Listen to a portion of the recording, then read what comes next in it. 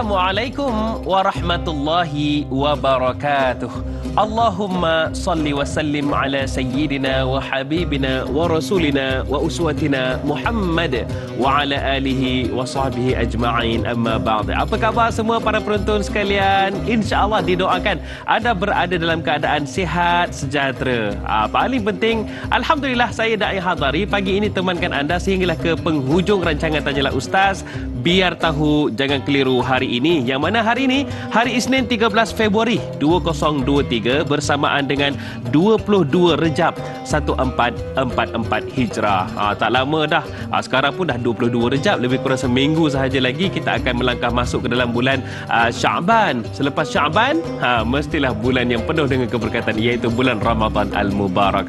Baiklah para penonton sekalian, hari ini kita nak dapatkan ilmu berkaitan dengan topik yang sangat istimewa, sangat dekat dengan kita, yang mana kita nak fokuskan kepada hadis dan amalan, dan insya-Allah ada pesan-pesan daripada Nabi SAW berkenaan dengan topik kita hari ini, iaitu melazimi zikir dan istighfar.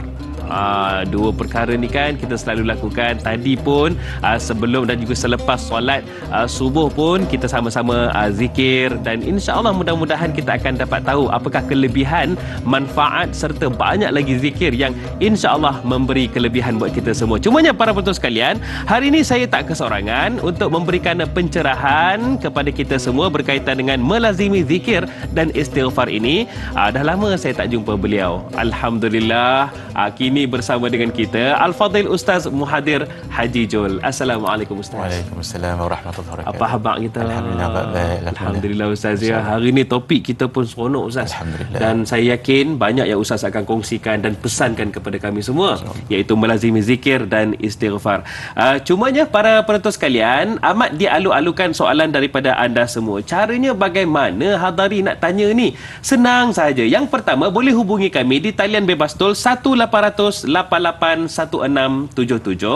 ataupun boleh terus sahaja tinggalkan soalan anda di ruangan komen di Facebook rasmi kami, yang mana kami juga turut bawakan pada pagi ini siaran langsungnya, iaitu Tanyalah Ustaz TV3. Alhamdulillah, selesai saya maklumkan cara ataupun kaedah bagaimana untuk anda tanyakan soalan. Baiklah, dengan lafaz Bismillahirrahmanirrahim, Ustaz, sebagai permulaan kita nak bicara tentang zikir dan istighfar. Cumanya, apakah itu zikir? Kita nak sebut-sebut ni zikir. Apakah itu zikir dan istighfar itu sendiri? Silakan Ustaz. Baik. Bismillahirrahmanirrahim. Alhamdulillahirabbil alamin, wassalatu wassalamu ala asyrafil anbiya'i wal mursalin wa ala alihi wa sahbihi ajma'in. Khairu ma uhayyikum bihi tahiyatul islam wa tahiyatul islami salam. Assalamualaikum warahmatullahi wabarakatuh. Wa marhaban bi wasiyati Rasulillah sallallahu alaihi wa alihi wa sahbihi wasallam. Syukran jazilan Da'i Hadari, soalannya sangat bagus sekali. Sebelum kita lebih mendalam bicara tentang zikir dan istighfar. Ya, betul. Dua perkataan, satu zikir, satu istighfar. Bezanya umum dengan khusus. Kalau zikir lebih umum, kalau istighfar khusus. Kenapa? Zikir itu maksudnya ingat. Ingat, kalau tambah satu lagi zikrullah, ingat kepada Allah. Di ketika lain ada orang sebut zikrul maut. Zikrul maut itu ingat pada kematian.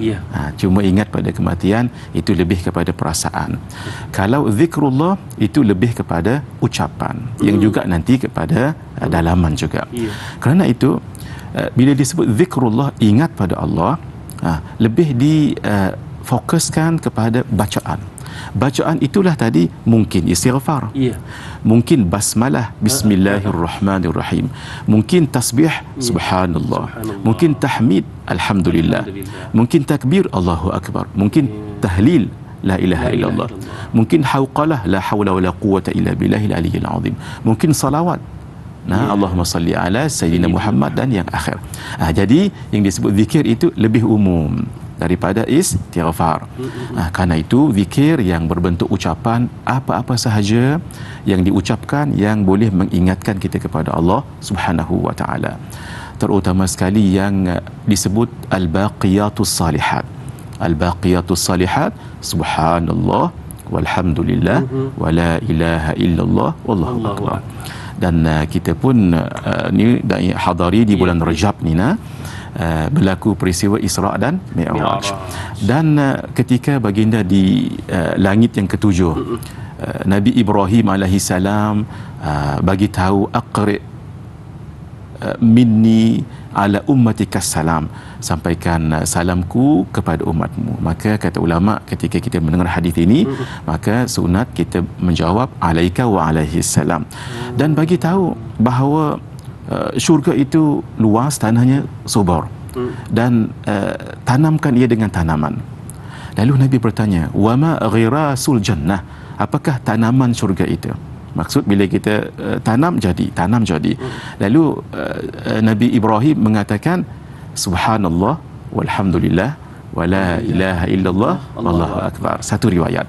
Riwayat yang lain sama juga, Nabi Ibrahim alaihissalam mengatakan syurga itu luas, tanahnya subur, dan ghirasul jannah, tanaman syurga itu la haula wala quwwata illa billahil aliyyil azim. Sehingga ulama gabungkan dai hadari. Jadi gabung macam mana? Subhanallah walhamdulillah wala ilaha illallah wallahu akbar wala haula wala quwwata illa billahil aliyyil azim. Ahsant. Kenapa bila kita gabungkan la haula wala dengan ayat sebelumnya, maka kita baca wala dengan waw. Tapi kalau kita beramal, contoh tak menyebut subhanallah dahulu tadi tu, hanya la haula wala quwwata illa billah, tak perlu sebut wala. Maksud kalau dia sendiri-sendiri, contoh saya nak berzikir dengan hauqalah 100 kali, la haula wala quwwata illa billahil aliyyil azim, la haula wala quwwata illa billahil aliyyil azim. Beza dengan tadi. Kenapa disebut wa? Wa itu adalah huruf ataf yang menyambungkan bacaan sebelum dengan selepas. Oleh kerana ada bacaan sebelum subhanallah walhamdulillah wala ilaha illallah wallahu akbar wala. Kalau tak, dengan la saja, tidak perlu wa. Ini sekadar untuk permulaan bahawa zikir itu lebih umum, dan contoh zikir itu adalah istighfar. Dan istighfar itu berasal dari perkataan ghafara. Ghafara itu maksudnya ampun, maksudnya maaf. Dalam bahasa Arab kalau ada ziyadah ista, ghafara itu ampun, kalau ista jadi minta. Jadi ghafara ampun, istaghfara minta ampun. Contohnya aana tolong, ista'ana minta tolong, nasaha menasihati, di bawah alif sinta, istansaha minta dinasihati, ajaza memberi ijazah, lalu istajaza minta ijazah. Begitulah uniknya bahasa Arab, dengan menambah beberapa huruf sahaja, maka ia menukarkan situasinya berbeza. Subhanallah. Baik Ustaz, sebelum kita nak raikan soalan-soalan yang lain daripada sahabat-sahabat kita, bila kita dah faham apakah itu zikir, dan secara khususnya salah satu daripada zikir-zikir itu adalah istighfar, bagaimana dikatakan zikir ni ataupun istighfar itu membawa kita kepada ketenangan, daripada lidah kita lafazkan membawa kepada ketenangan. Bagaimana Ustaz? Masya-Allah. Soalan yang sangat baik, dan ini Allah jawab. Ala bi dzikrillahi tatma'innul qulub. Apakah tidak dengan berzikir kepada Allah itu akan menenangkan hati dan jiwa. Zikir di sini untuk lebih tenang, dia kena ada kesepaduan yang dai hadari sebut tadi. Jangan hanya di lisan, tapi juga di hati. Sebab itu bila kita berzikir, biar kita tahu maknanya. Sebahagian ulama mengatakan berbeza dengan Quran. Zikir kalau dibaca tapi tak ada makna, tak faham makna, tidak ada pahala. Itu satu pendapat. Pendapat lain, seperti Al-Quran. Kalau kita baca Al-Quran, tahu makna ke, tak tahu makna ke, dapat pahala. Dapat pahala. Kalau zikir secara umum, tak tahu makna, tak ada pahala. Itu satu pendapat. Pendapat yang kedua, sama je. Tahu tak tahu, dapat juga pahala. Sebab ma yalfidhu min qawlin illa ladaihi raqibun atid. Tidak ada yang dilafazkan oleh lidah melainkan dicatat oleh malaikat raqib atid. Kalau itu berbentuk tidak baik, mengumpat, sudah pasti dosa. Tadi kan yang baik sebutan itu, sudah pasti dapat pahala. Sama ada tahu tak tahu, makna dia. Kita ambil pendapat hak ni lebih elok. Karena itu orang yang selalu ingat Allah, maka dia tahu Allah Maha Berkuasa, Allah yang raja pada segalanya. Kalau dia punya problem, masalah. Dia tahu masalah itu hakikatnya datang daripada Allah dan Allah juga yang akan merungkaikannya. Nah, kalau umpama dia mendapat ancaman daripada seseorang, maka dia berzikir, apakah dengan subhanallah, dengan Allah, dengan la ilaha illallah, dia tahu bahawa ancaman itu tak akan dapat memudaratkannya kalau Allah Azza wa Jalla lindungi dia. Nah, jadi keyakinannya itu menyebabkan dia jadi tenang. Kalau kita yakin, contoh naik kapal terbang, kenapa kita yakin? Nah, walaupun takut juga naik kapal terbang ni, tapi kita yakin dengan pilot. Nah, insya-Allah dia tahu. Khair. Suami kita yang driving, isteri di tepi yakin tidur, dia tidur sampai tidur. Kenapa? Sebab yakin suaminya seorang yang memandu dengan baik. Yakin tadi tu. Cuba kalau suami baru dapat lesen, tak berapa nak tidur, sebelah tu tak tenang. Ketenangan itu kerana yakin. Bila kita beristighfar, bila kita berzikir, yakin pada Allah Maha kuasa pada segalanya, insya-Allah itu bawa pada ketenangan. Keyakinan kepada Allah Subhanahu Wa Taala, itu kuncinya. Baiklah Ustaz, hari ini hadis dan amalan itu topik besar kita. Ada satu hadis yang mana kita akan bawa ia ke depan untuk kita bicarakan, yang mana hadis riwayat Abu Daud. Allahumma salli ala sayyidina Muhammad. Nabi SAW telah berpesan kepada kita, mafhumnya, maha suci engkau ya Allah, aku memujimu, aku bersaksi bahawa tiada Tuhan yang berhak disembah kecuali engkau. Aku minta ampun dan bertaubat kepadamu. Dari lafaz ini Ustaz, bagaimana, apa yang kita boleh belajar daripada pesanan Nabi sallallahu alaihi wasallam? Kalau nak disyarahkan satu-satu agak panjang. Kita rumuskan sahaja. Nabi sallallahu alaihi wasallam ketika memuji Allah dimulai dengan maha suci engkau. Maha suci engkau ini dalam bahasa Arab, dalam ilmu balaghah, perkataannya subhana. Subhana ini dalam ilmu bahasa Arab, dalam ilmu balaghah, ini dipanggil kalimatul ijaz. Kalimat yang pendek, precise, tapi sangat deep meaning dia. Subhana ini kalimatul tanzih. Tanzih maksudnya menyucikan Allah daripada satu, sama dengan makhluk. Dua, dari segi fizikal apa semua, zat Allah kita punya zat, tapi zat kita jirim dengan arat. Adapun zat Allah tidak berjirim dengan arat. Satu. Yang kedua, dari segi kemahakuasaan, sudah pasti kita lemah. Kalau dai hadari dan yang bertanya dan paparan ini, dan kita lihat dalam ayat yang menceritakan tentang Isra. Nah, Allah mulakan dengan subhanalladzi asra bi 'abdihi lailan minal masjidil haram ila al masjidil aqsa alladzi barakna hawlahu linuriyahu min ayatina innahu huwas samiul basir. Wasamiul basir. Kenapa Allah letakkan dahulu subhana? Kenapa? Banyak kisahan dalam Al-Quran, penciptaan Nabi Adam alaihissalam, penciptaan langit dan bumi, dan cerita panjang tentang Al-Baqarah, Nabi Musa dengan Al-Baqarah itu, kenapa satu pun tidak dimulai dengan subhana? Menariknya, Isra' Mi'raj itu dengan subhana. Sebab Isra' Mi'raj itu perjalanan yang sangat jauh, peristiwanya yang sangat banyak, dialog yang bukan sedikit.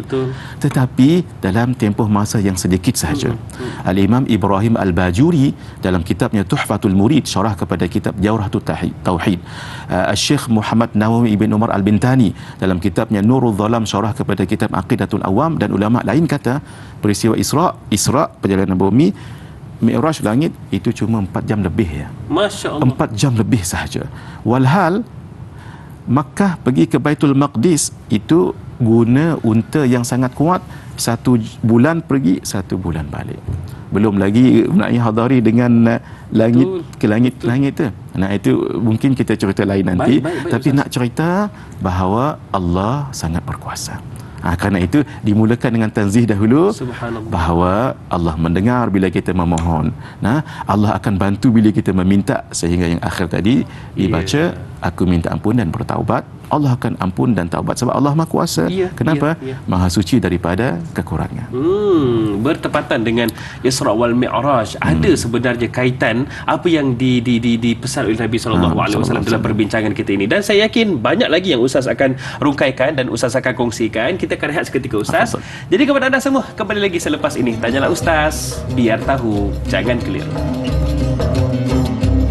لا إله إلا الله وحده لا شريك له له الملك وله الحمد وهو على كل شيء قدير لا إله إلا الله وحده لا شريك له له الملك وله الحمد وهو على كل شيء قدير.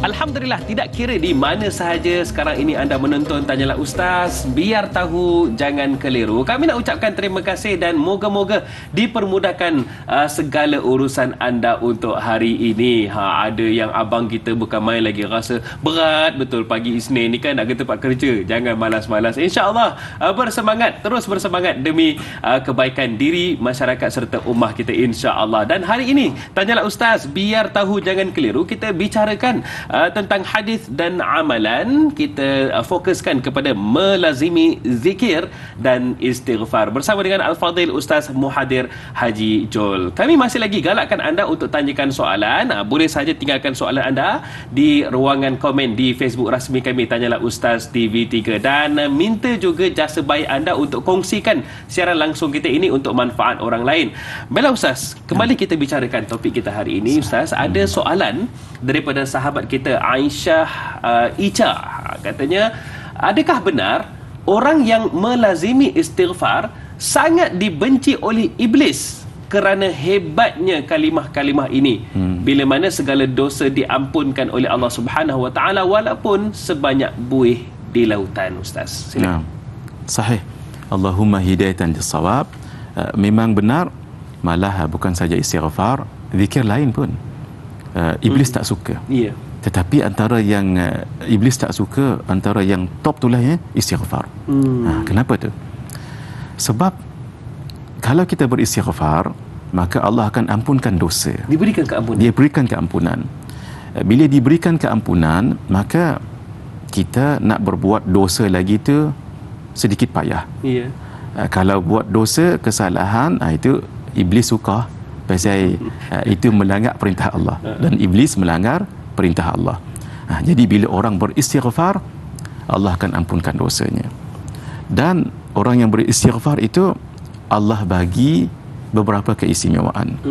Man lazima istighfar, siapa yang melazimkan istighfar, ja'alallahu lahu min kulli dhiqin makhraja. Allah akan jadikan apa sahaja urusan yang sempit, Allah akan bagi jalan keluar. Itu satu. Wa min kulli hammin faraja, dan setiap yang menduka citakan, menyedihkan hati kita, Allah akan bagi jalan keluar. Itu dua. Yang ketiga, wa razaqahu min haitsu la yahtasib. Allah akan bagikan padanya rezeki tak tahu pun cara mana, yang tak terkira, dari jalan yang tak disangka-sangka. Bukankah seseorang itu kalau dia ada problem, dia kadang-kadang tak ada jalan keluar? Betul. Kadang-kadang mulalah nak marah, mulalah nak buat benda pelik-pelik. Iblis suka dah. Sebab sesuatu yang melanggar perintah Allah, apakah hati, contoh, dia macam mempersoalkan Allah, kenapa saya diuji, kenapa satu bencana lepas satu bencana, orang lain tak ada apa pun. Dia mula menggugat keimanan. Iblis suka dah. Iblis sangat tak mau akidah kita kuat. Bila kita last mempersoalkan Allah, itu jaga, boleh mencederakan iman. Sebab itu satu nasihat kita di awal ini, kalau Allah uji satu ujian ke atas ujian yang lain, jangan sampai kita buruk sangka pada Allah. Kita baca doa yang diajar oleh Sayyidina Umar bin Al-Khattab radhiyallahu taala anhu. Allahumma inni la as'aluka an taruddal qada walakinni as'aluka al-lutfa fihi. Ya Allah, bukanlah aku mohon padamu untuk dicabut qada ni sebab Allah dah tentukan. Nah, tetapi aku bermohon untuk ketenangan padanya. Karena itu orang yang beristighfar diampunkan dosanya oleh Allah. Iblis tak suka orang diampunkan dosa sebab dia nak ada peneman nanti dalam neraka nanti. Orang yang masuk neraka orang yang banyak dosa. Kerana itu lagi banyak kita beristighfar, lagi iblis tak suka, dan lagi kita akan lebih dapat protect diri kita, halang diri kita daripada berbuat dosa dan kesalahan. Sebab dia tak mahu orang diampunkan dosa sebab tidak ada penemannya nanti dalam neraka. Allahu Akbar. Menangis syaitan ni. Masya-Allah gitu. Cumanya Ustaz, bila sebut tentang istighfar tu, ada sahabat-sahabat yang menonton ni mungkin nak tahu bila yang kita kena lafazkan istighfar. Sebagai contoh, saya bagi situasi lah, katalah saya tengah marah. Adakah ketika saya marah tu saya istighfar terus, ataupun tunggu sejuk dulu ke, ataupun tunggulah esok ke baru istighfar? Bila yang sesuainya untuk istighfar? Baik. Istighfar ini mohon keampunan daripada Allah, keampunan daripada dosa, kesalahan. Tidak ada manusia yang tidak berdosa dan salah. Malah kadang-kadang berdosa ketika buat amal berdosa. Kadang-kadang orang baca Yasin panjang sikit, walhal baca Yasin. Mulalah mati tu panjang tu imam. Tu imam ni panjang pula. Tengah solat tu ni dai hadari, tengah solat imam baca panjang sikit, wala solat, bukan buat maksiat. Tu dia mula. Nah, jangan kata tak buat amal. Tengah buat amal boleh buat dosa. Kerana itu bila kita beristighfar bila-bila pun, sama ada kita diuji marah tadi ke, hilang barang ke apa semua, tetap lidah kita astaghfirullahalazim alladzi la ilaha illa huwal hayyul qayyum wa atubu ilaih. Menariknya istighfar ini, kita disuruh istighfar kerana ikut Rasulullah sallallahu alaihi wasallam. Lepas solat, guru kami dan guru kita juga Syekh Ahmad Fahmi Zamzam Al-Banjari An-Nadawi Al-Maliki, beliau kata begini, kita beristighfar selepas solat, siapa yang istighfar 3 kali maka Allah akan ampunkan dosa kecilnya walau sebanyak buih di lautan.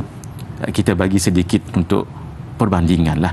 Orang yang suka teh tarik tu kan, tarik tu berapa banyak buih tu ada? Banyak. Banyak. Lagi tinggi lagi banyak. Tak terkira lah nah. Itu baru gelas hadari, belum gelas saya lagi. Gelas orang lain. Hak cerita ni bukan buih dekat teh tarik. Dalam hadis sebut buih di lautan. Banyak mana lautan? Hanya dengan 3 kali astaghfirullahalazim alladzi la ilaha illa huwal hayyul qayyum wa atubu ilaih. Apa kekuatannya itu? Kekuatannya ada pada bila memahami maknanya dan bila tahu besar yang katanya istighfar itu. Kerana itu kullu bani adam khata'un wa khairul khata'in at-tawwabun. Setiap anak Adam itu melakukan kesilapan dan kadang-kadang dosa. Dan yang terbaik di kalangan orang yang melakukan kesalahan itu dan dosa, orang yang taib, orang yang bertaubat. Orang yang bertaubat itu nanti akhirnya at-taibu minadz-dzambi kama la dzambalah. Orang yang bertaubat daripada dosanya tidak ada dosa lagi. Jadi kerana itu bila nak istighfar tu bila-bila nak beristighfar. Terutama sekali ketika melakukan dosa lah. Tu mulut istighfar. Kemudian jangan istighfar saja, dia kena disekalikan dengan taubat. Dia ada beza sedikit. Istighfar ini kita sebut istighfar. Kalau taubat lebih kepada perbuatan. Dan mesti ada 3. STA, S menyesal atas dosa dan perbuatan. T tinggalkan. Jangan menyesal saja tapi buat lagi, israr tak jadi. Dan yang ketiga azam jangan buat lagi. Itu namanya taubat. Adapun istighfar astaghfirullahalazim. Tu singkatannya Ustaz ya? Singkatannya STA. Sesal, tinggal dan azam lah. Supaya tidak lakukan perkara yang sama. Allahu Akbar. Saya terfikirlah, betul lah, kalau buih di lautan, laut tepi rumah kita pun dah banyak kan buihnya. Allahu Akbar. Bayangkan bagaimana di lautan. Allahu Akbar. Baik Ustaz, Rahizah, di Facebook kita ni, beliau tanyakan antara banyak-banyak istighfar, selawat dan zikir, yang mana satukah lebih afdal untuk dijadikan amalan harian mungkin, dan yang mana satu yang dapat membawa kita untuk lebih mengingati Allah dan juga baginda Rasulullah sallallahu alaihi wasallam. Ditanya tadi tentang istighfar, salawat dan zikir. Kita jawab satu-satu dulu. Zikir yang paling afdal adalah la ilaha illallah, tu yang namanya tahlil. Ini Nabi yang sebutkan, afdalu ma qultu ana wan nabiyyuna min qabli la ilaha illallah. Yang afdal yang aku sebutkan dan nabi-nabi sebelumku sebutkan la ilaha illallah. Sebut saja tu dan yang hadari itu afdal. Tambah lagi kalau kita tahu setiap kalimat itu, la nafi ilaha manfi illa ithbat Allahu muthbit. Kemudian siapa yang mengaji tauhid, antaranya sifat 20, itu pecah lagi kepada istighna, pecah lagi kepada iftiqar. Istighna ada 11 sifat, iftiqar ada 9. Ini kalau nak cerita panjang lah. Sebab itu bila orang yang tahu benda tu, dan dia tahu yang kata istighna sifat apa, iftiqar, dia lebih sedap ketika mengucap la ilaha illallah. Orang yang merasa tom yam,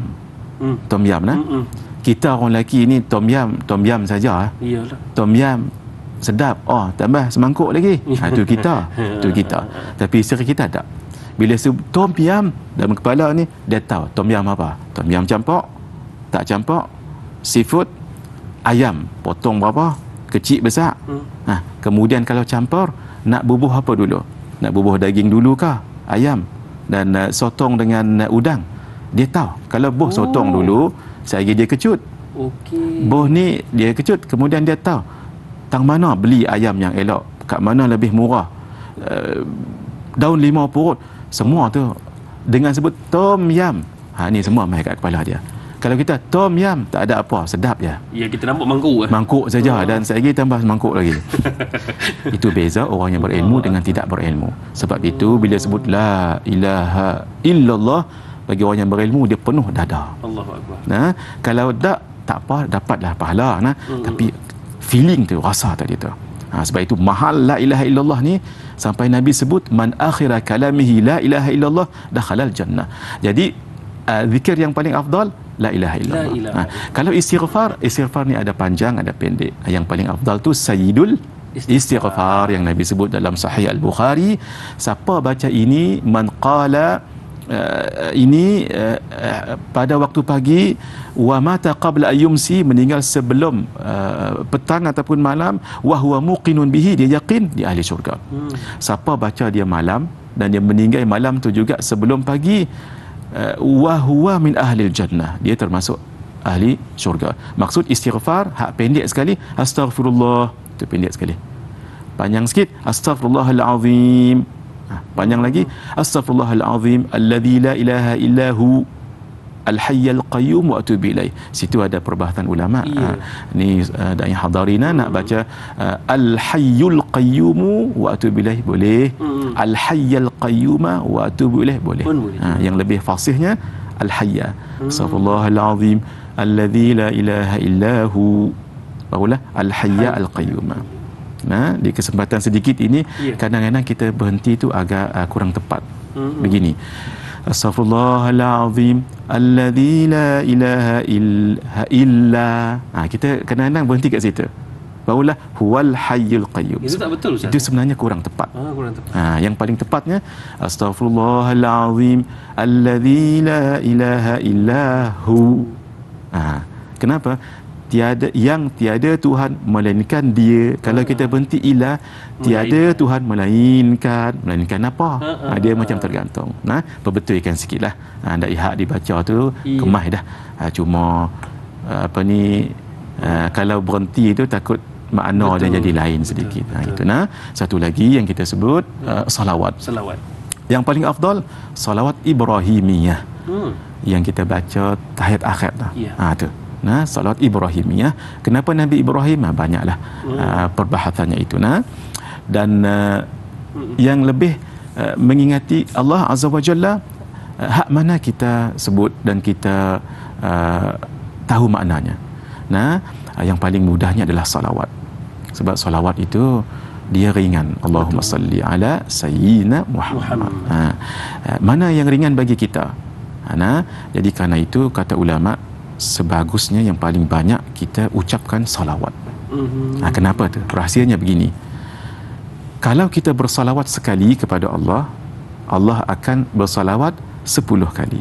Ini tak ada baca Quran, tak ada yang lain, tak ada, salawat sahaja. Man salla alayya marrah sallallahu alaihi biha 10. Siapa yang salawat padaku sekali, Allah akan bersalawat padanya 10 kali. Maksud Allah bagi rahmat padanya. Bukankah satu pelaburan yang ringan tapi pulangan yang lebih. Allah rahmati. Kalau Allah dah rahmati, tak ada apalah. Kerana itu, macam mana nak dapat rahmat Allah tadi? Dengan tadi, dengan salawat. Kerana itu kata ulama, biar salawat tu paling banyak. Baik. Itulah kadang-kadang tu nak selawat tu ada je alasan Ustaz. Katanya sibuk. Bayangkanlah, bukannya suruh buat apa pun kan Ustaz kan. Suruh selawat aja dengan lafaz sahaja. Tapi tak apa Ustaz. Kejap lagi saya nak tanyalah Ustaz, bagaimana dikatakan hati itu boleh mati kalau kita tak pernah zikir? Kejap lagi Ustaz, ya. Nantikan soalan dan nantikan jawapannya selepas ini. Tanyalah Ustaz, biar tahu. Jangan keliru. La ilaha illallah al-malikul haqqul mubin Muhammadur Rasulullah sadiqul wa'dil amin. La ilaha illallah al-malikul haqqul mubin Muhammadur Rasulullah sadiqul wa'dil amin.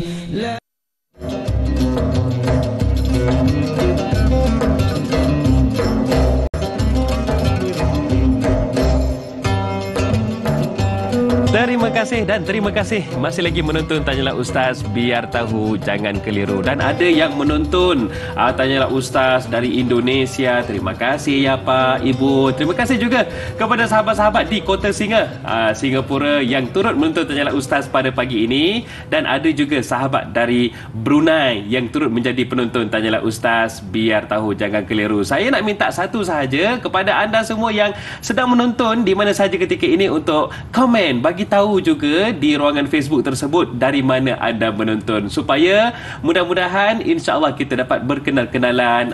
Rupanya ramai penonton Tanyalah Ustaz ni kan. Dan insya-Allah saya akan mintalah dekat penerbit untuk kita buat makan-makan ke satu masa nanti kan. Dapat jumpa bersama-sama kan, insya-Allah. Baiklah, masih lagi kita bicarakan hari ini Ustaz, ya. Hadis dan amalan, topik kita melazimi zikir dan istighfar. Baik Ustaz, bagaimana dikatakan mereka yang tak pernah zikir? Mungkin kalau hidupnya selalu sebut benda yang tak betul Ustaz. Kadang-kadang tu bila tak latah pun mencarut, tak latah pun mencarut, marah pun dia sebut benda bukan-bukan. Bagaimana Ustaz? Adakah hatinya akan mati? Silakan Ustaz. Sangat bagus soalan daripada Da'i Hadari. Sebab disebutkan dalam hadis, mathalul ladzi yadhkuru rabbah, perumpamaan orang yang ingat Tuhannya, berzikir tadi itu. Walladzi la yadhkuru rabbah, dan orang yang tak ingat Tuhannya seperti macam mana? Mathalul hayy wal mayyit, seperti orang yang hidup dengan orang yang mati. Allahu akbar. Jauh sangat beza dia. Orang hidup kita tahu ada nyawa, macam-macam kita boleh buat. Orang mati duduk tang tu jelah. Pasal tak ada buat apa. Lagu tu. Kerana itu hati yang hidup, dalam bahasa Melayu kita, hati yang menghayati. Menghayati itu sebenarnya adalah ambil daripada perkataan Arab juga. Kenapa? Menghayati. Meng tu tak ada lah. Tapi hayati. Hayat tu hayah. Hayah tu kan hidup. Jadi hati yang menghayati, hati yang hidup. Hidup macam mana? Bila orang cerita tentang syurga, membuat-buat hati nak masuk. Bila orang cerita tentang neraka, takut, kecut. Bila orang cerita tentang nikmat syurga, nak masuk dalam syurga. Cerita tentang kematian, mengalir air mata. Maksudnya itu hati tanda. Yang ada respons. Hati yang ada respons. Kalau tak ceritalah neraka apa semua, tak ada apa. pilah ke kubur, tak ada apa. Hati ni hati apa ni? Hati keras. Sebab itu kata ulama, jangan tak baca hadis dalam masa 3 hari. Ini pesan guru kami dan pesan kita semua jugalah. Kalau tak baca hadis, bacalah mana-mana hadis panjang ke pendek ke dalam masa 3 hari. Jangan tak baca. Paling kurang 1 hari tu jadi cover yang lain. Saya bagi contoh nah. Kita hari ni hari Isnin. Kan kita banyak baca hadis tadi beberapa dah. Katalah tak baca esok. Tak apa, bukan kata tak apa, jangan tak baca, bukan. Baca langsung, maksud kata di cover oleh hari Isnin ni. Jadi Isnin, Selasa, Rabu. Dia cover. Kalau kata tak baca Selasa dengan Rabu pun tak apa, bukan kata tak apa jangan baca nah. Maksud kata mungkin tak baca, tak apa, di cover oleh hari Isnin. Tapi jaga Khamis, Jumaat, Sabtu. 3 hari ni salah satunya paling kurang lah ni kena dengan hadis. Nah, jangan 3-3 tak dengar. Allah. Apa kesan dia Dai Hadari? 3 hari tak dengar, dia jadi keras. 3 hari lagi keras, takut nanti dia jadi mati. Allahu Akbar. Maaf ya, contohnya kematu yang ada di kaki itu. Kan kematu tu adalah sel-sel yang sudah mati. Ketika kaki kita masih elok, sikit je kena kaca ataupun jarum, kita dah terasa sakit. Betul. Tapi ketika jadi kematu, kita hiris pun tak ada rasa apa. Itu hati yang mati, tidak boleh menjiwai, tidak boleh merasa macam respons saja itu. Kerana itu banyakkan kita berzikir supaya senang hati kita merespons, jadi lembut, sehingga orang kalau dia ikhlas, kadang-kadang tak tahu apa orang baca, tapi dia tahu ni ayat Al-Quran, mengalir air matanya. Saya ada pengalaman juga dengan orang kampung ni sebelah rumah saya. Dia tak tahu Arab, tak tahu apa. Tapi bila kita baca ayat Quran tu, saya pergi menangis. Dia ketukan tu. Ayat Al-Quran tadi tu. Sebab apa? Hatinya lembut. Kerana itu orang yang tidak ingat Allah itu seperti orang yang mati hatinya. Akhirnya bila mati, dia tak dapat merasai sesuatu. Kerana itu berzikirlah yang paling bagus, zikir mulut, zikir hati. Sebab itu ada sebahagian ulama mengajar kita zikir bukan di mulut, tapi di hati. Memang ada dalam beberapa panduan yang tertentu, sehingga diajar sebegini. Bagi yang dah tahu ni barangkali tahu. Kan kita selalu berzikir la ilaha illallah, la ilaha illallah, begitu. Tapi mungkin jarang kita zikir hati. Sebahagian para masyayikh dan guru kita, dia mengajar zikir hati sampai dengan ada kaedah yang tertentu untuk sampai ke situ. Saya bagi contoh sahaja. Dagu didekatkan ke dada, ke sebelah kiri, mata ditutup dan lidah tu biar menongkat langit sebegini dan mulut tertutup. Nak bagi kesempatan hati. Maka yang kita zikirkan dah ilah. Tapi ini tutup. Sehingga sebahagian guru ada ketukan sebab dia macam jantung tu, la ilaha illallah, la ilaha illallah, ataupun Allahu Allah. Ini tak berni hati. Apa kebaikan zikir ini? Satu, bagi kesempatan hati berzikir. Dua, di ketika nak meninggal ada orang Allah uji paralyzed. Bila ditalqinkan la ilaha illallah, lidah dah keluar herat. Betul. Macam anak-anak ni, dia akan talqinkan diri dia yang biasa ni. Allah. Sebab pernah diamalkan melalui hati. Sangat bagus. Al-Faqir merasakan biar kita belajar juga. Betul. Sebab kita selalu zikir ni bagus dah. Subhanallah, alhamdulillah, la ilaha illallah, bagus dah. Tapi bagi kesempatan dalam tu. Dia. Tapi hak ni kena, betul lah, kena lazimi selalulah ni Dai Hadari. Sebab dia kena pejam mata ni. Takut saat-saat lagi pejam mata, bismikallahumma tu. Lain pula doa tidur pula. Itu dia kena dia kena ada caranya. Tuntutlah daripada orang yang tahu. Sangat sedap, insya-Allah. Baik. Ustaz, pagi ni kita ada pemanggil yang nak bersama dengan Ustaz, nak tanyakan kepada Ustaz ni. Jadi kita terus bersama dengan pemanggil di talian. Assalamualaikum. Waalaikumsalam warahmatullahi wabarakatuh. Dai Hadari dan Ustaz, saya Ismail bin Sumbuluh. Soalan saya begini Ustaz. Adakah dengan selalu kita membasahi lidah, menzalimi zikir dan beristighfar, maka Allah SWT memudahkan kita menyebut kalimahnya di saat-saat sakaratul maut kelak. Itu soalan saya. Terima kasih. Baik. Assalamualaikum warahmatullahi wabarakatuh. Waalaikumsalam warahmatullahi wabarakatuh. Haji Ismail, orang Sungai Buloh kita bertanyakan, adakah apabila kita melazimi zikir-zikir ini, ketika sakaratul maut ini nanti juga kita akan dipermudahkan untuk berzikir atau melafazkan kalimah la ilaha illallah sebagai penutup kehidupan kita, Ustaz? Ya, sangat benar Dai Hadari dan Tuan Haji Ismail. Soalan yang sangat bagus sekali.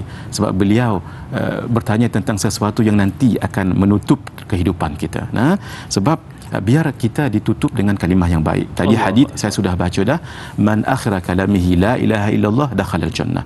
Sesiapa yang di akhir ucapan dia sebelum kematian la ilaha illallah, dia masuk ke dalam syurga. Itu sangat ditentukan oleh apa yang selalu kita sebut. Kalau kita sebut benda tu, itulah keluar. Maaf ya, kalau orang terlanggar sesuatu, kalau dia selalu sebut salawat dulu keluar Allahumma salli alaihi wasallam. Betul. Gitu. Dan kebiasaan. Terkejut Allahumma salli alaihi wasallam. Mohon maaf. Kadang-kadang orang sebut pocot. Kadang-kadang dia sebut maaf ya, mak engkau, mak orang pula. Jadi kalau kita selalu melafazkan itu. Saya teringat apa yang disebut oleh Syekh Abu Bakar Al-Malibari. Beliau mengatakan ada satu kitab, saya tak ingat nama kitab itu sekarang, apakah Tazkirah Al-Qurtubi karangan Al-Imam Al-Qurtubi ataupun lain. Nasaihul Ibad, saya tak ingat, tapi di akhir kitab, di dalam kitab itu ada tertulis satu tajuk. Tajuknya sekilo RM5. Lebih kurang tajuk dia. Sekilo RM5. Bila ada orang talqinkan dia la ilaha illallah, dia tak sebut la ilaha illallah, tapi dia sebut sekilo RM5. Masya-Allah. Sekilo RM5. Dikatakan kerana orang ini apabila azan, maka dia berjual di pasar lah. Orang azan lalu orang azan time tu lah sekilo RM5. Dia tak mengendahkan, tidak mengendahkan seruan azan itu, panggilan. Sekilo RM5, sekilo RM5. Walhal menjawab azan itu falsafah yang sangat mendalam. Kenapa? Kalimah yang paling akhir dalam azan la ilaha illallah. Kita pun sebut juga, sebab idza sami'tumun nida faqulu mithla ma qala al-muadzin. Apabila kamu dengar muadzin sebut, kita sebut juga. Nah, kecuali hayya 'alas salah, hayya 'ala tain. Hayya 'alas salah, kita jawab la haula wala quwwata sampai habis. Tapi yang last la ilaha illallah, kita pun la ilaha illallah. Perasan tak? Itulah kalimah paling last dalam azan. Kita tafaul. Tafaul maksudnya ambil barakah. Ya Allah, seperti mana saya jawab azan itu last dengan la ilaha illallah, mudah-mudahan kita tutup usia dengan la ilaha illallah. Itu kena dilazimi. Satu, dengan jawab azan tu jangan bermain-main, jangan tidak fokus. Hatta kalau ada baca Quran, kena berhenti dulu. Kena jawab azan itu. Kena hormat dan dijawab. Nah, hatta di dalam tandas sekalipun. Tapi jangan jawab dalam tandas, itu tak boleh. Nah, dan jangan jawab dalam hati. Habis daripada tandas nanti qada. Qada jawabnya itu daripada azan, daripada mula sampai akhir. Karena itu hadirin, siapa yang selalu sebut sesuatu dan banyak menyebutnya, itulah akan keluar di ketika spontaneously, terkejut dan sebagainya. Baik. Pakar psikologi barat ada menyatakan kalimah yang keluar paling ikhlas dari hati seseorang adalah ketika terkejut ataupun ketika memandu. Apakah yang menjadi sebutan kita? Nantikan selepas ini, tanyalah Ustaz, biar tahu, jangan keliru.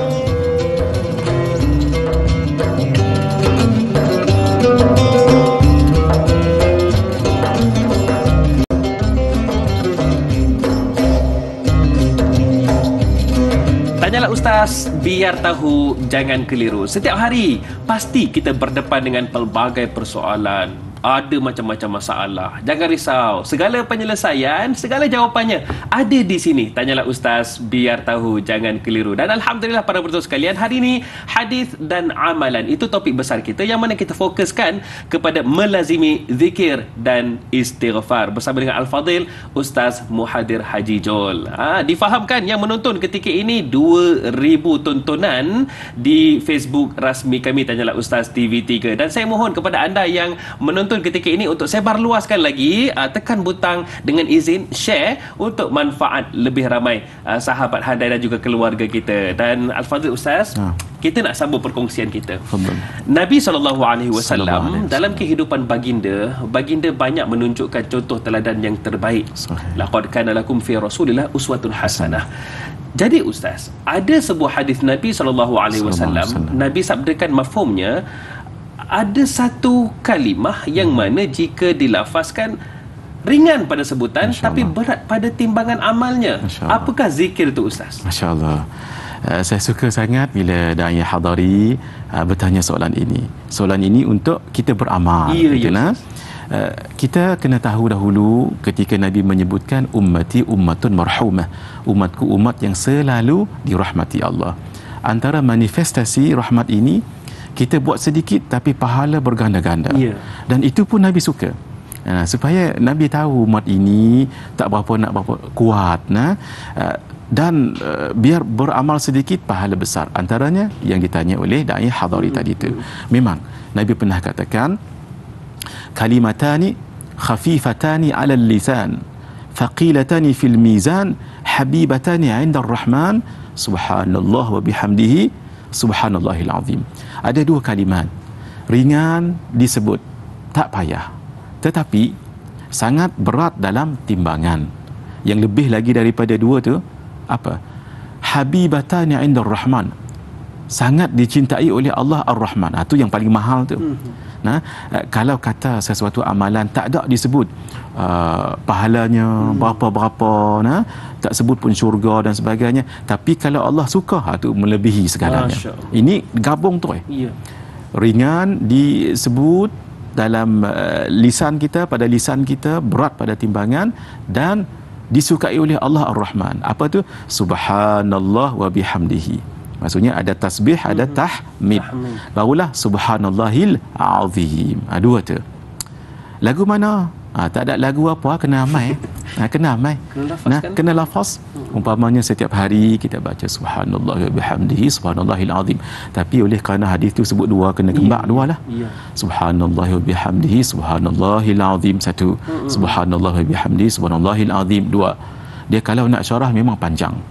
Yang kata subhanallah tu apa, wa bihamdihi tu apa, al-azim itu apa. Cukup bila Nabi sebut begini. Tinggal satu apa? Satu, ada ilmu. Ni kita dah ada ilmu lah ni. Yang kedua, kita realize, kita merasai bahawa ini suatu yang sangat mahal daripada insan yang paling mengerti tentang hukum hakam dan rahsia sesuatu, kalau tidak Rasulullah sallallahu alaihi wasallam. Jadi bila baginda sebut ini, kita tak gaduh apa dah, amaikan sahaja. Bila kita sebut tadi, kita akan dapat dua. Satu, berat dalam timbangan, bermakna akan dapat pahala dan ganjaran. Yang lebih mahal daripada itu, mendapat kasih sayang Allah Subhanahu wa taala. Kerana itu saya menyeru, kerana ini memang sudah disebut begitu jelas, kita amalkan sahaja. Istiqamah, taklah disebut dalam hadis, tak sebut berapa kali nak baca tu. Tapi kata ulama, kalau kita katalah bohlah 100, dan esok 100 lagi, nak 1000 boleh, tapi banyak lagi hak kita nak amal ni. Banyak lagi. Saya bagi satu contoh mudah. Nabi pernah sebut tentang istighfar. Hadis riwayat al-Imam Tabarani, man istaghfara lil mu'minina wal mu'minat kataballahu lahu bikulli mu'minin wa mu'minatin hasanatan. Siapa yang mohon ampun kepada Allah, mohon ampun untuk orang yang beriman lelaki dan perempuan, dia dapat pahala seluruh orang lelaki dengan perempuan.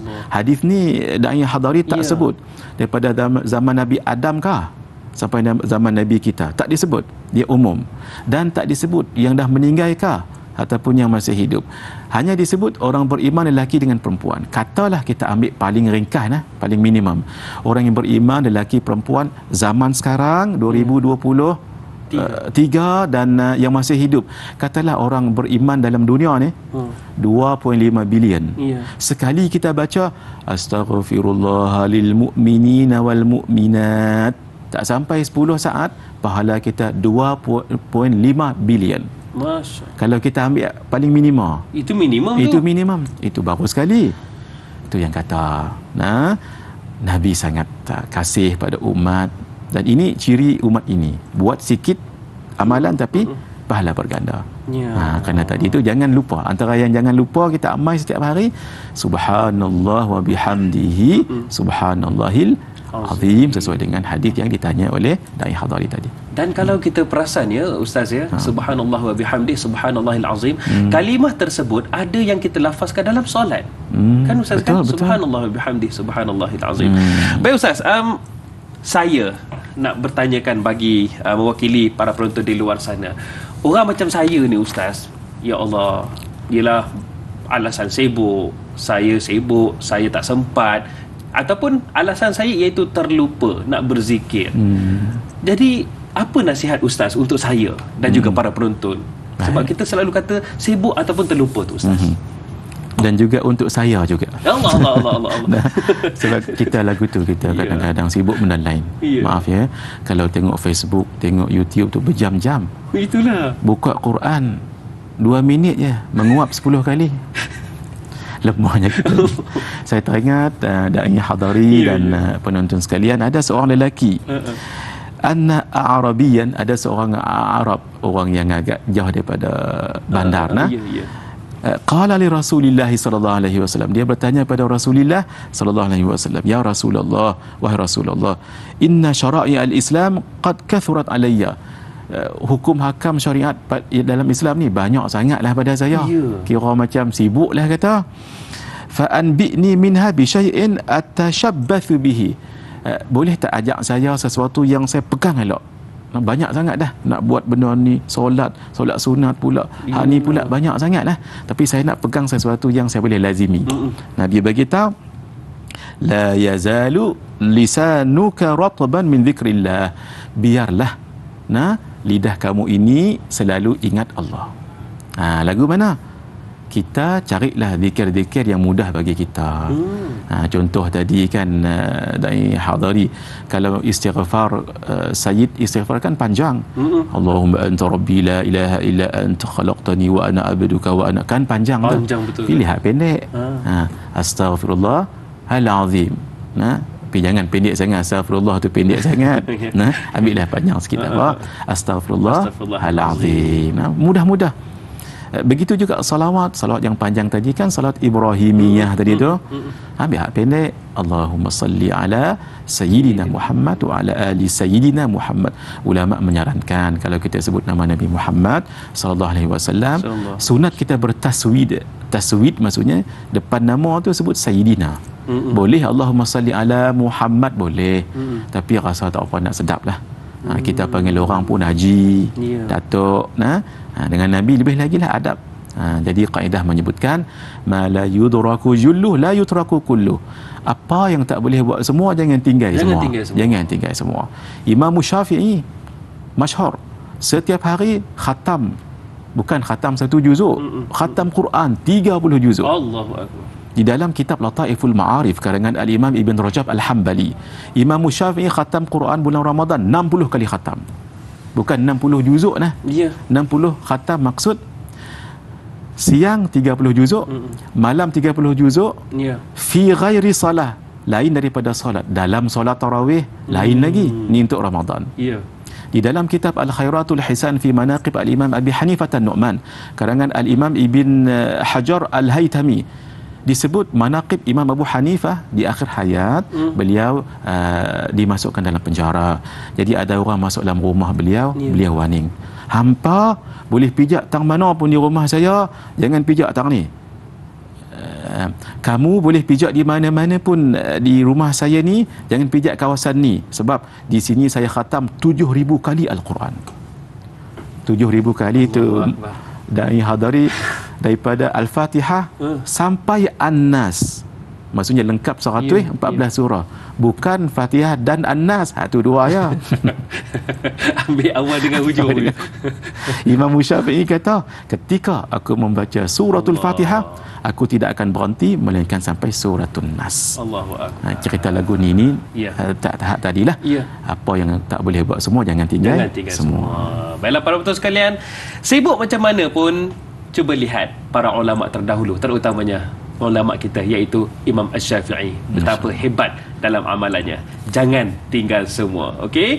Baiklah Ustaz, kita akan rehat sekali lagi dan kita akan tutup di TV3, sambungannya selepas ini para penonton sekalian di TV9. Jadi terus setia bersama dengan kami dalam Tanyalah Ustaz. Biar tahu, jangan keliru. Jangan ke mana-mana. Sallallahu ala Muhammad, sallallahu alaihi wasallam, sallallahu ala Muhammad, sallallahu alaihi wasallam. Ya Nabi salam alaika, ya Rasul salam alaika, ya Habib salam alaika, salawatullah alaika.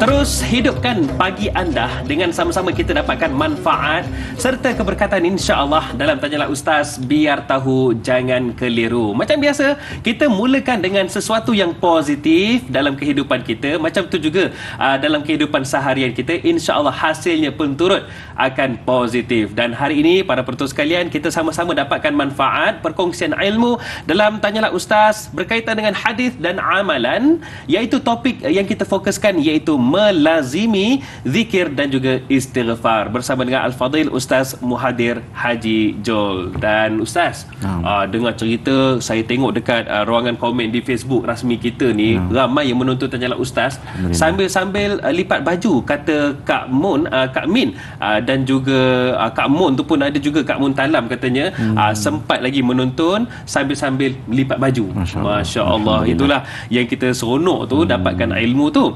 Cumanya Ustaz, untuk teruskan perbincangan kita Ustaz, Intan Zurina di Facebook katanya, manakah yang lebih aula, kualiti zikir dan istighfar yang penuh penghayatan atau kuantiti zikir dan istighfar yang direncana setiap hari? Kualiti versus kuantiti. Kemudian yang kedua katanya, dewasa ini media sosial banyak memainkan zikir dan istighfar berlatar belakangkan alunan muzik. Adakah ia dibenarkan dalam Islam? Zikir melalui muzik. Silakan. Baik. Allahumma hidayatan lis-shawab. Soalan yang baik daripada Intan Zurina. Kalau nak dipilih mana satu? Ya. Zikir dan kita tahu maknanya, itu maksudnya yang kualiti. Banding dengan yang kuantiti, banyaklah, ratus-ratus, ribu-ribu, tapi tak apa nak tahu apa benar tu. Sudah pasti jawapannya yang berkualiti tadi tu. Yang berkualiti walaupun sedikit. Cuma kita kalau boleh lah, jangan pilih dua lah. Kalau boleh gabung dua-dua sekali. Maksud kita banyak dan kita tahu maknanya tu. Itu lagi cantik. Lagi bagus daripada tak apa kalau lagu tu tak apa, zikir sikit-sikit saja. Tapi fokus daripada banyak-banyak, baguslah juga. Tapi kita nak dapat yang kata zikir ni bagus dalam Islam ni, ada namanya value added. Value added ni apa? Bagus. Ada yang lebih bagus. Sebab itu dalam Islam, fadilah, kelebihan. Ada lagi yang lebih bagus, afdal, lebih bagus. Ada yang namanya hasan, baik. Tapi ada lebih baik, ahsan. Islam selalu begitu. Berzikir bagus, tapi banyak zikir lagi bagus. Bersalawat bagus, banyak salawat lagi bagus. Baca Quran bagus, tapi kalau banyak baca Quran lagi bagus. Sebab itu dalam bab zikir selalu ayat Al-Quran Allah suruh berzikir dan banyak. Ya ayyuhalladzina amanu dzkurullaha dzikran katsira. Wahai orang yang beriman, ingatlah Allah dengan ingat yang banyak-banyak. Wa dzkurullaha katsiran la'allakum tuflihun. Dan ingatlah Allah banyak-banyak, moga-moga kamu menjadi orang yang berjaya. Wadzakirinallaha katsira wadzakirat. Dan orang-orang lelaki dan orang-orang perempuan yang banyak mengingati Allah. Begitu. Jadi Allah suruh berzikir satu dan Allah suruh berzikir banyak. Jadi tadi Allah suruh dua, berzikir dan banyak. Jadi menjawab soalan tadi itu, memang kita tumpukan pada kualiti, tapi jangan kualiti saja tapi tak berzikir banyak. Kena kejar juga kena kejar juga kuantiti. Yeah. Paling bagus combine dua-dua lah. Lagu tu. Berzikir, kemudian ada bunyi muzik latar belakang. Sebahagian ulama ada yang tidak membolehkannya. Sebahagian ulama membolehkannya. Tak mengapalah kita guna pendapat ulama yang membolehkannya, asalkan biar zikir itu dominan daripada muzik. Jangan muzik pula kuat, zikir tak berapa nak dengar. Dengar muzik sajalah. Saya kira lain muzik pula. Lain muzik saja. Yang kedua, biar muzik yang sesuai lah. Janganlah ada muzik yang ada suara yang memuji sesuatu yang tidak elok. Biar yang kalau ada bunyi pun mungkin bunyi yang lembut-lembut lah. Bunyi ayak ke bunyi apa, tak apalah tu. Kita guna pendapat yang agak ringan lah, iaitu tak mengapa zikir yang diiringi dengan muzik. Tambah lagi pun muzik tu bukan muzik yang live, muzik yang memang muzik saja. Dia ada beza tu Ustaz Hadarin. Hukum tu apakah bunyi tu memang dimainkan ataupun dirakamkan. Sehingga ada beza. Sampai begitu dibahaskan ulama. Tu yang nama fiqh. Fiqh ni maksudnya al-fahmud daqiq, kefahaman yang mendalam, baru nama fiqh. Sebab itu orang yang faham mendalam ilmu agama ni disebut faqih. Gitu. Jadi ada perbahasan di situ. Cuma kalau kata kita nak jadikan ia sebagai tarikan kepada golongan muda untuk dekatkan dengan zikir, boleh Ustaz? Boleh. Ada kaedah menyebut lil wasaili hukmul maqasid. Cara, jalan, apa hukum dia? Hukum dia mengikut hukum tujuan. Jadi lil wasaili, hukum cara tadi tu mengikut lil wasaili hukmul maqasid. Apa tujuan? Tujuan tadi kan baik untuk menarik budak orang-orang remaja lebih segar lagi. Maka hukumnya tadi tu apa illahnya? Illahnya tadi kan tujuan baik. Jadi al hukmu yaduru ala illatihi. Hukum itu berlega-lega di atas sebab tadi kan baik, tujuan baik, maka yang tadi pun jadi baik juga. Itulah saya teringat kepada sahabat-sahabat handai saya yang berjuang dalam membawa masyarakat dekat dengan zikir. Antaranya UNIC, kita ada sahabat-sahabat kita Hafiz Hamidun dan ramai lagi. Subhanallah, ini usaha yang sangat baik. Baik Ustaz, saya mewakili penerbit, tanyalah Ustaz juga nak tanya soalan ni.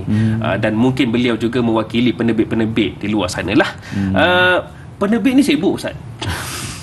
Jadi orang kata banyaklah kata masa tu disibukkan dengan kerja. Jadi apa zikir yang kita boleh lafazkan mudah, ringkas, tapi pahalanya banyak, difahamkan ia juga ada kaitan dengan sirah Nabi sallallahu alaihi wasallam. Sangat bagus. Kerana kita ni sibuk je memanjang. Itulah. Kadang-kadang kita berzikir pun tak banyak. Walhal Allah suruh zikir dan banyak-banyak. Betul. Saya teringat apa yang berlaku kepada seorang isteri Nabi, Ummahatil Mukminin, iaitu Sayyidatina Juwairiyah. Hadis ini diriwayatkan oleh Imam Muslim. Ketika Nabi keluar daripada rumah, malam itu malam menjadi giliran Sayyidatina Juwairiyah. Bila keluar subuh dan Nabi patah balik. Nabi kalau solat sunat di rumah. Solat sunat di rumah. Supaya jangan jadikan rumah kita kubur dan tak hidup. Jadi solat juga menghidupkan rumah. Tengok, ada lagi ditikar solat lebih kurang lagu itulah. Nabi tanya, ya Juwairiyah, amma kunti ala al-hali allati faraqtuki iyaha? Wahai Juwairiyah, isteriku, kamu duduk di sini ni sejak saya keluar tadi ke? Naam, madza tasna'in? Kamu buat apa? Adzkurullah. 1 jam 45 minit. Ingat Allah, duduk atas tu. Nabi sebutkan sesuatu yang mengembirakan saya, dan hadari, penerbit juga yang lain-lain. Lalu kata Nabi, laqad qultu ba'daki arba'a kalimatin thalatha marrat law wuzinat bima qulti mundzul yaum lawazanathunna. Saya sebut 4 ucapan diulang 3 kali. Kalau kata yang saya sebut tadi tu 4 kalimat diulang 3 kali, kalau nak timbang dengan apa yang kamu amal lebih kurang 1 jam 45 minit, Allah, sama saja. Allah. Lalu Nabi katakan subhanallah wa bihamdihi, 1 adada khalqihi wa ridha nafsihi wa zinata arshihi wa midada kalimati. Hak ni 4 ni diulang 3 kali. Jadi hak tadi diulang lah. Diulang, pahala dia saya duk rasa tak sampai seminit dah. Tak sampai dah. Subhanallah, subhanallah wa bihamdihi adada khalqihi wa ridha nafsihi wa zinata arshihi wa midada kalimati. Kira 20 saat lah. 20 saat darab dengan 3, 60 saat.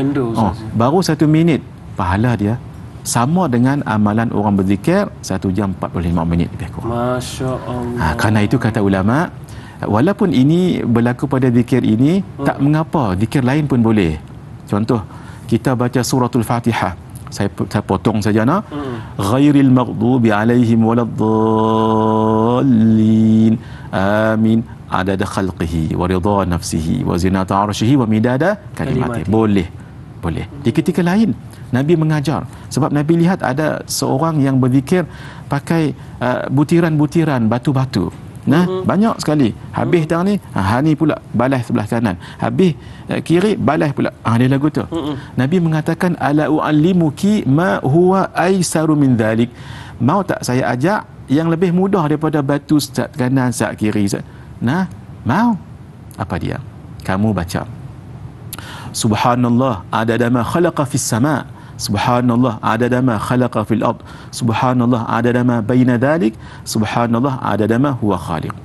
Ya Allah, sekali kami sebut subhanallah, bagilah sebanyak mana makhluk yang di langit. Banyak mana makhluk di langit?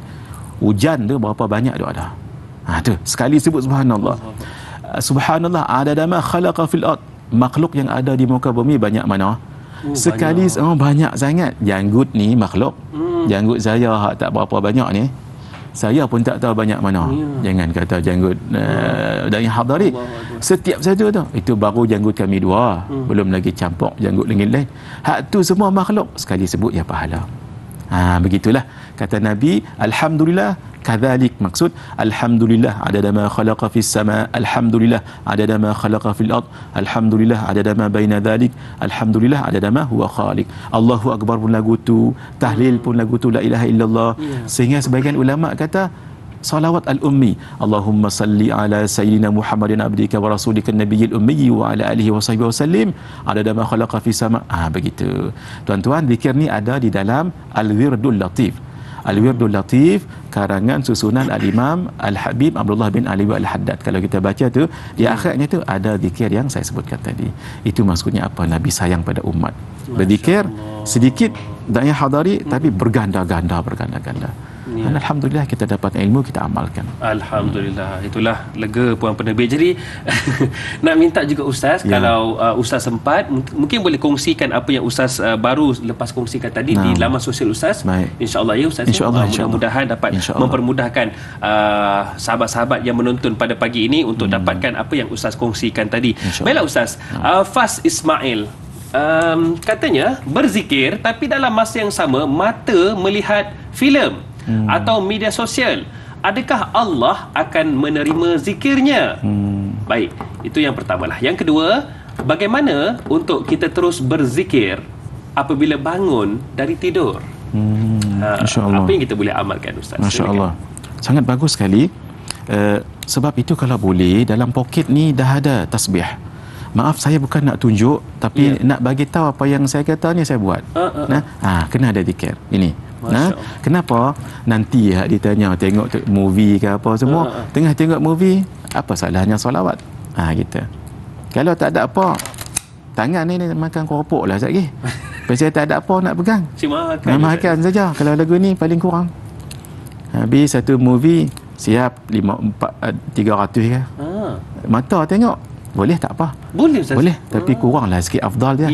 Pasal kita tak menghayati, sebab nak menghayati movie tu. Hero dia tu selamat tak selamat. Duk ingat tu ni. Tapi paling kurang kita bagi kesempatan tangan tu buat amal yang baik.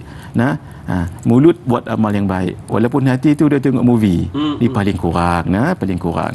Tak apa, boleh. Kemudian dalam zaman lah ni kan ada digital, tasbih digital tu, tu pun bagus juga. Supaya kita ke mana-mana boleh. Cuma saya nak pesan satu, siapa pergi surau masjid, terutama hari Jumaat, kalau boleh elakkan pakai hak besar, dia bunyi kuat. Oh, yang tu Ustaz. Tu. Kita pakai beli hak mana-mana tak apa. Yeah. Sikit kalau hak tu bunyi kuat, kita sebelah pun kita pun ikut dia zikir juga. Sebab dia bunyi dia tu. Terikut.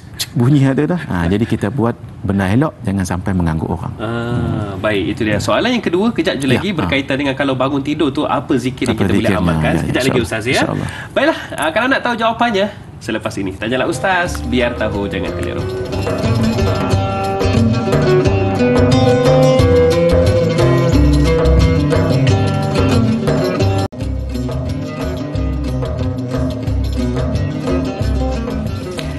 Segala jawapan kini dihuraikan dalam Tanyalah Ustaz, biar tahu jangan keliru. Dan terima kasih kredit untuk anda semua kerana terus menyokong dan menonton Tanyalah Ustaz, dan insya-Allah kami terus teguh berdiri di sini memberi ataupun menyebarluaskan kefahaman tentang ilmu agama atas sokongan dan juga tontonan anda semua, insya-Allah. Baiklah, hari ini kita bicarakan tentang hadis dan amalan melazimi zikir dan istighfar bersama dengan Al-Fadhil Ustaz Muhadir Haji Joel. Baiklah Ustaz, kita nak terus sembang-sembang iaitu berkaitan dengan apa yang kita bicarakan melazimi zikir dan istighfar.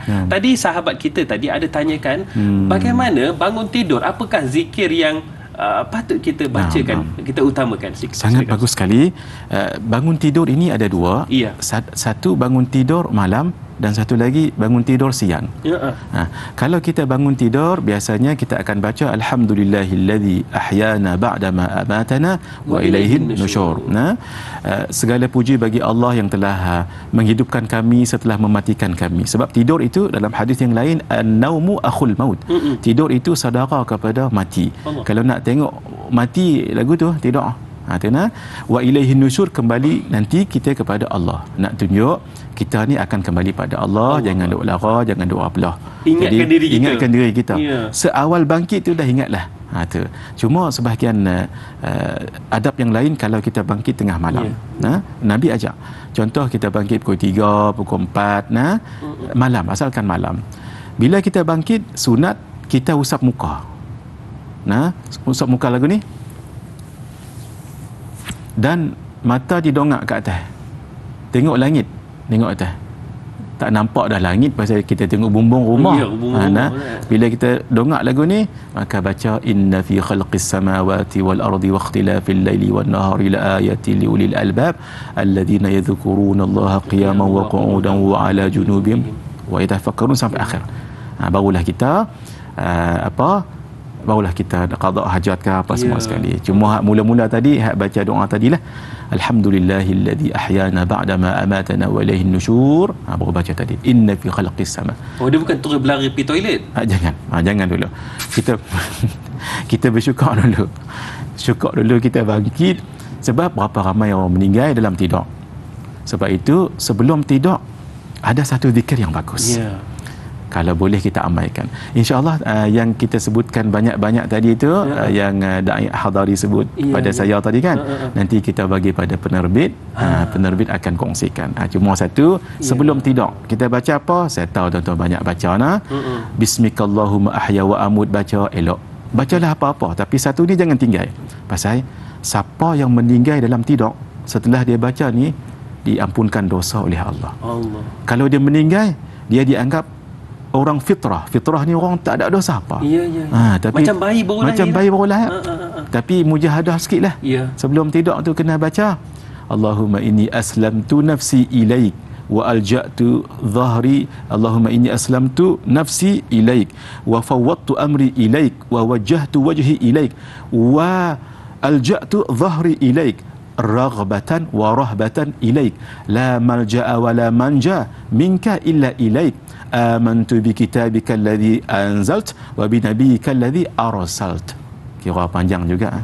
Takut tak adan habis baca Itulah. bismillah terus. Ustaz kena kongsikan Kena, juga ni di insyaAllah. laman sosial Ustaz Nah, ni. ini disebut dalam hadis Sahihul Bukhari. Baik. Nabi mengatakan siapa baca hak ni meninggal dalam tidur, dia Fitrah. dikau ahli fitrah. Tak ada dosa apa. Masya Tu nah, nak tidak pun Allah ajak, Nabi ajak supaya kita tak berdosa. Kalau bangkit lagi, itu modal untuk kita berbuat amal lagi. Baik. Okey Ustaz, ada soalan daripada Mentari Senja di Facebook. Soalan ni cantik sebab saya dulu zaman belajar di pondok dulu pun selalu tok guru suruh amalkan ni. Ya. Katanya, bolehkah Ustaz terangkan tentang zikir al-ma'thurat itu? Bagaimanakah cara untuk mengamalkannya? Silakan Ustaz. InsyaAllah. Suka kita ni dan yang hadari Ya. soalan-soalan yang nak beramal-beramal ni suka kita nak. Ya. Al-Ma'thurat itu dikarang disusun oleh Syahid Al-Hasanul Banna, seorang reformis di negara Mesir. Nah, beliau di akhir hayatnya beliau juga cenderung ke arah kesufian. Beliau sampai antara guru beliau adalah Syekh Muhammad Ali Tantawi antaranya. Lalu di akhir hayat beliau seorang haraki yang terlibat dalam menggerakkan Islam, dan beliau nak mantapkan yang terlibat dalam gerakan ini bukan sahaja dari segi kekuatan suara, fizikal, kerohanian itu. Itu yang dikatakan beliau juga sempat berjumpa dengan Syekh Muhammad Mutawalla Sya'rawi. Jadi lalu beliau menyusun tadi yang namanya Al-Ma'thurat. Al-Ma'thurat itu berasal dari perkataan athar. Athar itu adalah sesuatu peninggalan.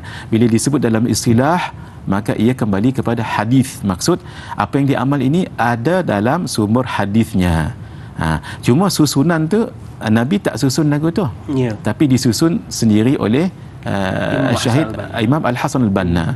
Jadi walaupun Nabi tak berzikir begitu, boleh tak berzikir? Boleh, sangat bagus sekali. Cara berzikirnya baca sekali pagi, baca sekali petang. Cuma nanti nak kena pandai kita nah, bila kita baca pagi, contohnya antara amalannya Allahumma inni asbahtu ushhiduka wa ushhidu hamalata arshika sampai akhir. Jadi bila kita baca petang ataupun malam kena tukar sikitlah. Allahumma inni asbahtu, dia tukar jadi Allahumma inni amsaitu. Ada beberapa perkataan yang kita kena tukar sesuai, sebab kalau Allahumma inni asbahtu, ya Allah pagi-pagi saya lagu ni, kalau malam ya Allah malam-malam saya lagu ni, tu yang tukar jadi amsaitu. Kalau an-nusyur dia jadi al-masir. Adalah dalam tu. Siapa yang rujuk tu memang ada tempatnya tu. Baik, itu dia satu pesanan daripada Ustaz. Baik Ustaz, pelan tindakan kita. Ini sebagai penutup kita lah perbincangan kita hari ini berkaitan dengan melazimi zikir dan istighfar. Bagaimana kita nak melazimi zikir dan istighfar sehari-hari supaya kita dekat dengan Allah dan mengikuti sunnah Nabi sallallahu alaihi wasallam. Satu, anutan terbaik Rasulullah SAW. Kana Nabiyyu sallallahu alaihi wasallam yadhkurullah ala kulli ahyanih, adalah Nabi ingat Allah setiap masanya. Kita diajar selepas kita keluar daripada tandas, kita baca ghufranak. Siapa yang ajar? Nabi. Bermakna Nabi baca ghufranak, keampunanmu. Nabi mohon ampun bukan daripada dosa, tapi takut-takut. Dalam tandas tadi ada yang tak ingat Allah, sebab Nabi tak pernah lupa Allah.